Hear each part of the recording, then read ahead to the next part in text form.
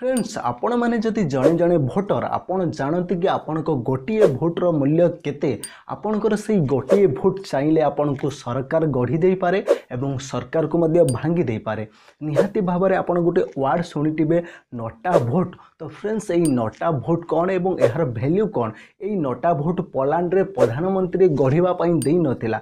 तो फ्रेंड्स यह सहित आपणकर यही नटा भोट रूसिया रे कम्युनिस्ट पार्टी को सरकार गढ़ापी दे नथिला। तो फ्रेंड्स चलतु आपण निर्वाचन में भोट देवा पूर्व निहाती भाव में भिडटी को देखूँ और आपंकर समस्त फ्रेंड्स सहित शेयर करूँ कहीं आपंकर गोटे गोटे भोट्र मूल्य अधिक रही। देखो फ्रेंड्स ये नोटा भोट कौन देखो नोटा भोट्र मीनिंग रही आपंकर नॉन ऑफ दी एबव मतलब जेतिकी प्रार्थी छिड़ा होती आपणकर कई भी पसंद नुहति। तो फ्रेंड्स 2013 मसीह राज्यसभा निर्वाचन में भारत में लागू होता नोटा सिस्टम।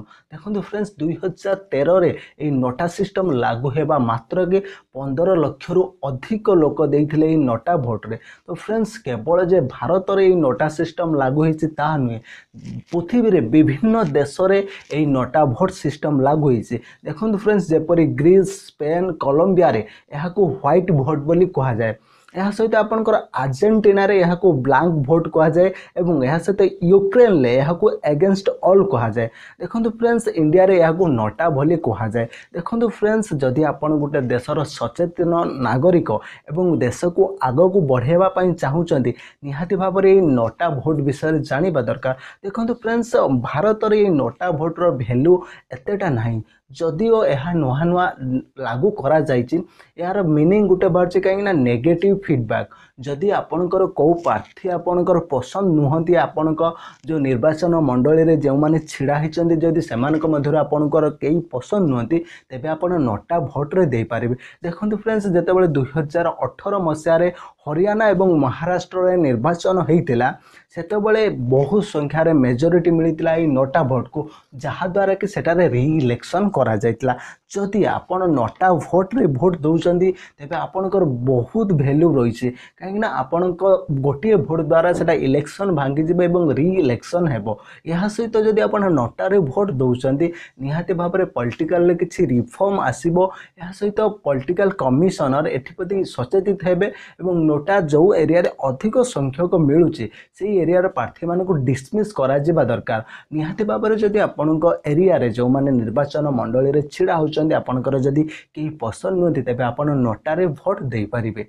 2018 हरियाणा एवं महाराष्ट्र इलेक्शन जेतेबेले नोटा को अधिक संख्यार मेजोरिटी मिला 10 रु 15% लोक नोटा को भोट देले सेतेबेले स्टेट इलेक्शन कमिशन कौन कले ना इलेक्शन को कैंसल करदेले यह सहित री इलेक्शन कले। यह सहित से अन्य गोटे पदक्षेप नेले जेपरी जो एरिया रे सब नोटा भोट अधिक संख्यार मिला से सब एरिया रे प्रार्थी मानक डिसमिस कले और नूतन प्रार्थी मानक चयन कले और आउ थरे री इलेक्शन कले। तो फ्रेंड्स जदि सेटा आपनकर नेशनल वाइज सारा भारत वर्ष रे एमिति सिस्टम लागि जिवो तेबे बहुत भले हेबो। तो निहाती भाव में जेतेबेले 2014 मसीह रे इलेक्शन होइतला सेतेबेले 1.1 भोट मिलितिला आपनकर नोटा को कहीं ना बहुत संख्यार लोक अछंती जो माने कि नोटा भोट देउछंती कहीं ना कोनोसी प्रार्थी से मानकर पसंद ने। तो फ्रेंड्स मु आपन को शेष रे गोटे कथा कहबी जदि आपनकर निर्वाचन मंडली रे आपनकर केही भी पसंद नुहति निहाती भाव में आपण नोटा को भोट दिंतु